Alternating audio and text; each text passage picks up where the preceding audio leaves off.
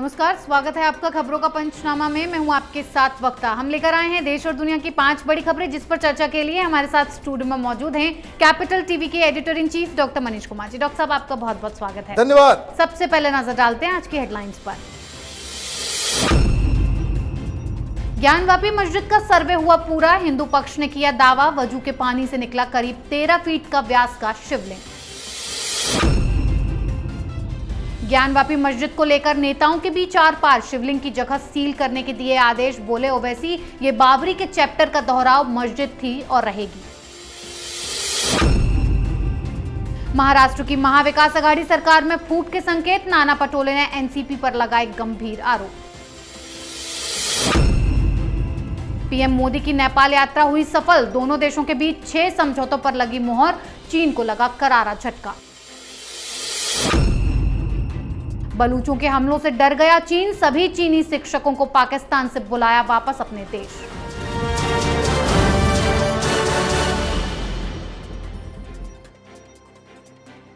आज की सबसे पहली खबर ज्ञानवापी मस्जिद के सर्वे पर। वाराणसी के ज्ञानवापी मस्जिद में सर्वे तो खत्म हो गया, लेकिन दावों पर तूफान खड़ा हो गया है। तीसरे और आखिरी दिन सर्वे का काम पूरा करते ही जैसे ही टीम बाहर आई तो हिंदू पक्ष शिवलिंग मिलने का दावा करने लगे। सर्वे के वक्त जैसे ही वजू खाने का पानी निकाला गया, सभी झूम उठे, क्योंकि वहां करीब 13 फीट व्यास का शिवलिंग था।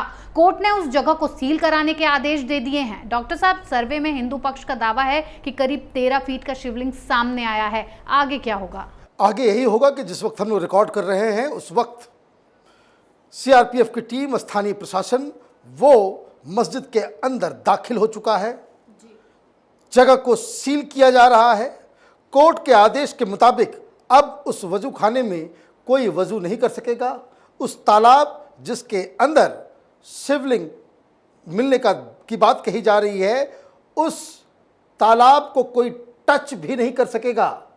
और तो और ये तमाम चीज़ें कोर्ट के आदेश से हो रही हैं, उसका पालन भी हो रहा है। और कल जो सर्वे की रिपोर्ट है वो अदालत पे पेश की जाएगी और उसके बाद कोर्ट को ये डिसाइड करना है कि श्रृंगार गौरी के मंदिर जो वहाँ अंदर मिला है उसमें हिंदुओं को पूजा करने की अनुमति दी जाए या नहीं दी जाए। अब एक बात और मैं आपको बता दूं कि जो सर्वे किया गया है तो श्रृंगार गौरी के मंदिर का जो छत है उसमें जो नज़ारा दिखने को मिल रहा है उसमें साफ साफ लग रहा है कि वो अंदर से मंदिर की तरह है और बाहर से इन्होंने गुंबद बना दिया है।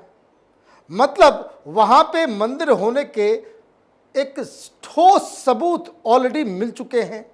और तो और जो तमाम अंदर शिवलिंग हो, स्वास्तिक हो, त्रिशूल हो, देवी देवताओं की खंडित मूर्तियां हो, पिलर्स हो, मंदिर का अमल का मिलना, ये तमाम चीज़ें इस बात की ओर संकेत दे रही हैं कि जो हिंदू पक्ष जिस बात को लेकर कोर्ट के अंदर गया था वो बात सच साबित होती नजर आ रही है। जी डॉक्टर साहब, एक तरफ वाराणसी की ज्ञानवापी मस्जिद के सर्वे में दावे हो रहे हैं तो वहीं विपक्ष उन दावों पर सवाल उठा रहा है। मुस्लिम पक्ष शिवलिंग मिलने के दावे को नकार रहा है। हिंदू और मुस्लिम पक्ष के इन्हीं दावों के बीच यूपी के डिप्टी सीएम केशव प्रसाद मौर्य ने ट्वीट किया कि सत्य को छुपाया नहीं जा सकता, लेकिन ओवैसी कह रहे हैं कि मक्कारी से बाबरी मस्जिद को छीन लिया, ज्ञानवापी नहीं छीनने देंगे। इस मामले में कल सुप्रीम कोर्ट भी सुनवाई करेगा। डॉक्टर साहब, शिवलिंग मिलने से मुस्लिम पक्ष काफी बौखलाया हुआ है, खास करके ओवैसी क्या चाहते हैं? देखिए, सिर्फ मुस्लिम पक्ष ही नहीं बौखलाया हुआ है, हिंदुस्तान का जो लेफ्ट लिबरल कबाल है,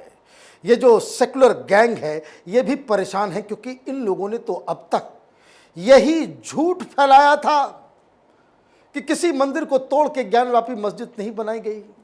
वहां तो औरंगजेब का एक भाई था, दारा शिकोह, जो वहां पे हिंदू ग्रंथों का ट्रांसलेशन किया करता था और इसलिए उसके मस्जिद वहां पे बनाई गई, इसलिए उसका नाम ज्ञानवापी रखा गया।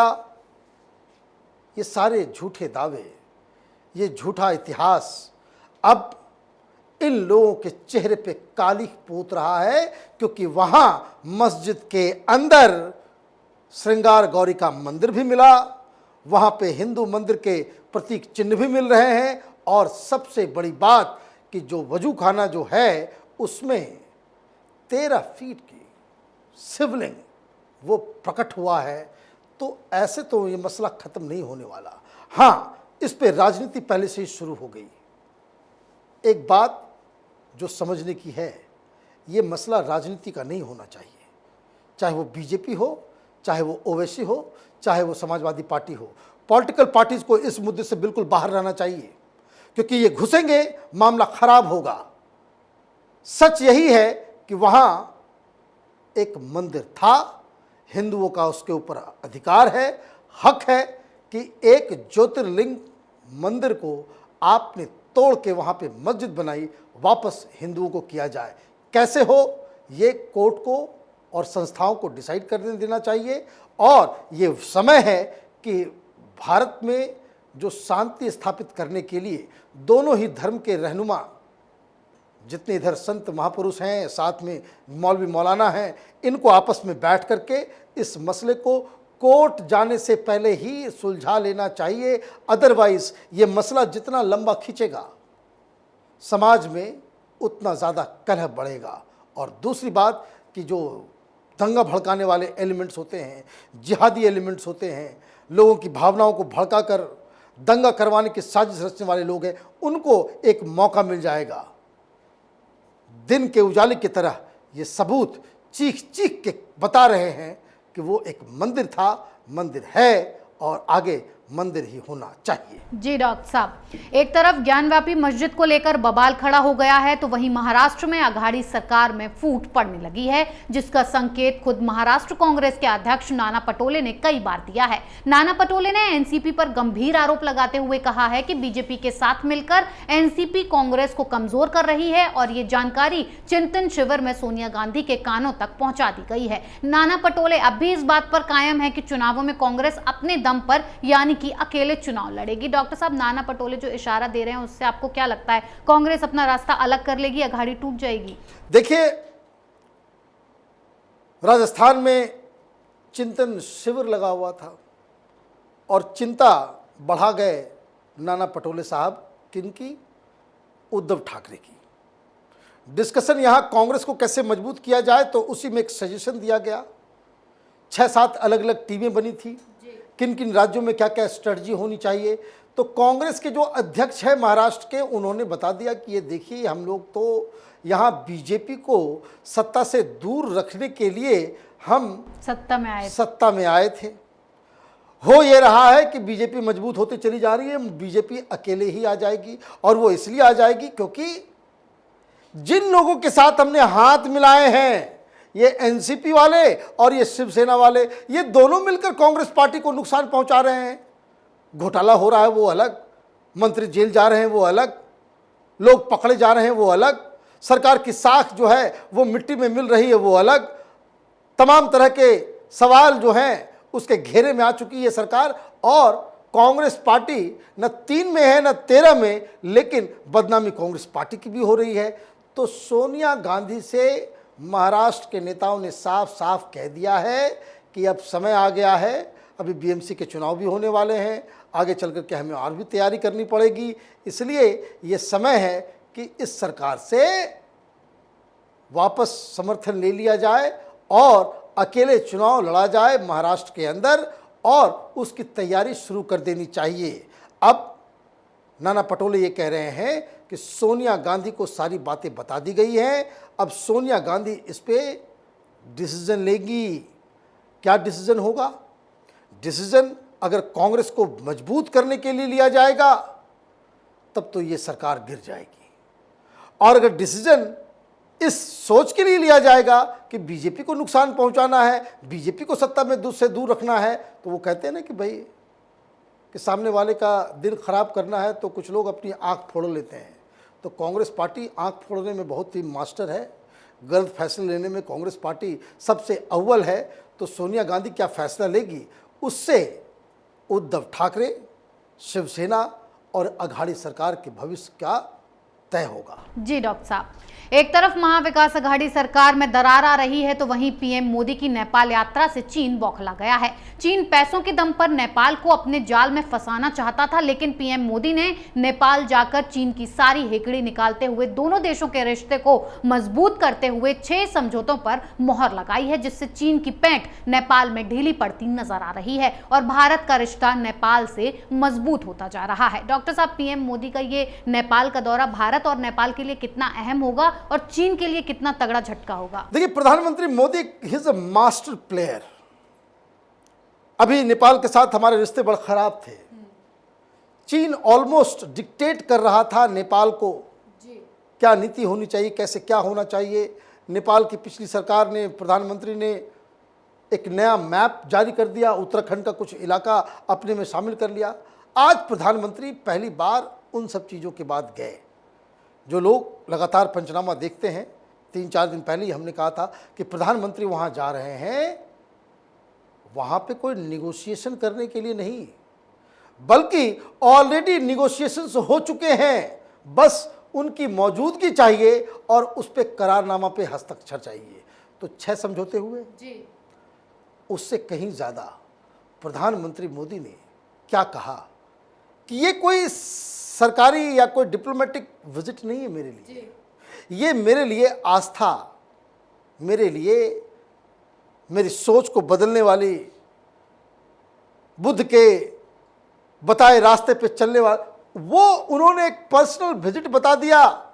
काम सारा किया सरकारी और नेपाल की जनता के दिल में जाकर के अपनी जगह उन्होंने बना ली कि देखिए ये लीडर है, कि किस तरीके से नेपाल का गुणगान भगवान बुद्ध के जरिए वो कर रहा है। और जिस हिसाब से वहाँ उनका स्वागत किया गया, जिस हिसाब से वहाँ पे नेपाल की मीडिया मोदी की जय जयकार कर रही है, उससे साफ साफ पता चल रहा है कि हमने चीन को नेपाल के अंदर शिकस्त दे दी है। जिस तरीके से वो हावी होना चाह रहा था, वो अब नहीं हो पाएगा। जी बिल्कुल। पाकिस्तान में चीन के मंसूबों को बड़ा झटका लगा है। कराची यूनिवर्सिटी में हुए धमाके में मारे गए चीनी नागरिकों के बाद अब चीन को डर लगने लगा है। इसीलिए पाकिस्तान से चीनी टीचर्स सुरक्षा को देखते हुए अपने देश लौटने लगे हैं। चीन ने खुद सभी टीचर्स को वापस बुला लिया है। कराची यूनिवर्सिटी के कन्फ्यूशियस इंस्टीट्यूट में पढ़ाने वाले चीनी टीचर चीन रवाना हो गए हैं। डिपार्टमेंट के डायरेक्टर ने बताया कि कराची यूनिवर्सिटी के अलावा पाकिस्तान के अलग अलग कन्फ्यूशियस इंस्टीट्यूट में पढ़ाने वाले टीचर्स को चीन वापस अपने देश बुला रहा है। डॉक्टर साहब, चीन को बलूचों का इतना ये खौफ और डर क्यों सताने लगा है? देखिए, ये कोई अनायास लिया हुआ किसी बम धमाके की वजह से लिया गया फैसला बिल्कुल नहीं है। वहां सरकार बदल गई है। सरकार और आर्मी का जो झुकाव दिख रहा है वो अमेरिका की तरफ साफ साफ दिख रहा है। चीन पाकिस्तान में पैसे लगा करके फंसता हुआ नजर आ रहा है। चीन के साथ पाकिस्तान के रिश्ते, उसमें खटास आना शुरू हो चुका है। रीज़न ये है कि चीन के तरफ पाकिस्तान तब झुका जब अमेरिका के साथ इसके रिश्ते ख़राब हो गए। अमेरिका का कोई भी शख्स आता था, कोई भी डिप्लोमेट आता था, पाकिस्तान को ये ज्ञान देकर के चला जाता था कि आतंकवाद के खिलाफ यू मस्ट डू मोर, कुछ और कीजिए, कुछ और कीजिए। और इससे परेशान होकर के चूँकि पाकिस्तान के अंदर आतंकियों के खिलाफ कार्रवाई नहीं ली जा सकती, इसलिए अमेरिका से जो रिश्ता टूटा और अमेरिका भारत के साथ उसके रिश्ते बेहतर होने लग गए, तो वो चीन की गोदी में जाके बैठ गया। लेकिन अब सरकार बदली है, सरकार का रुख भी बदला है और सरकार ये जो चीन के साथ हुए, ये जो करारनामा हुआ $46 बिलियन का, उसमें एक तो कर्जदार भी हो गया और वो डिज़ायर्ड रिजल्ट नहीं दे रहा था। चीन को ऐसा लग रहा है कि चूंकि अब सरकार भी बदल गई, पाकिस्तान की फॉरेन पॉलिसी में भी कुछ फंडामेंटल चेंजेस नज़र आ रहे हैं, अमेरिका की तरफ झुकाव नज़र आ रहा है, इसीलिए चीन ने एक संकेत देने की कोशिश की है कि हम अपने सारे टीचर्स को भी लेकर के जा रहे हैं, कल हम अपने पैसे भी लेकर के जाएंगे और फिर आपको जो कर्ज चुकाना होगा उसके लिए हम बहुत ही सख्त तरीके से आपके साथ पेश आएंगे। तो ये शुरुआत है चीन और पाकिस्तान के बिगड़े रिश्तों की। जी डॉक्टर साहब, बहुत बहुत धन्यवाद इतनी जानकारी के लिए। धन्यवाद। खबरों का पंचनामा में आज के लिए इतना ही। देश विदेश की बाकी खबरों और उनके सटीक एनालिसिस के लिए देखते रहिए कैपिटल टीवी। हमें लाइक कीजिए, शेयर कीजिए और कैपिटल टीवी को सब्सक्राइब कीजिए। नमस्कार।